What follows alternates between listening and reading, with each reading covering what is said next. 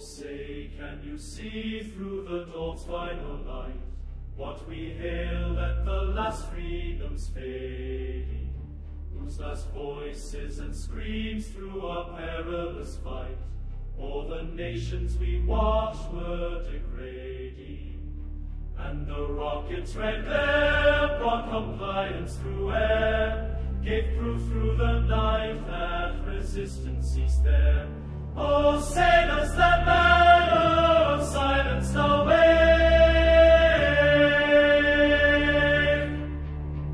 o'er the land of the still and the home of the brave? On the shore dimly seen where the enemy's host in dread silence reposes now sleeping, what is that which the wind or the towering coast half conceals, half discloses, still weeping? Now it catches the gleam of the morning's first beam, sudden fires turn to ash, continental pyres free.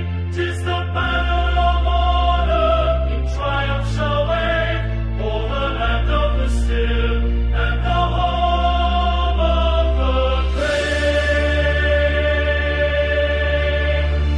And where is that world that so proudly did swear that freedom and justice would leave us forever?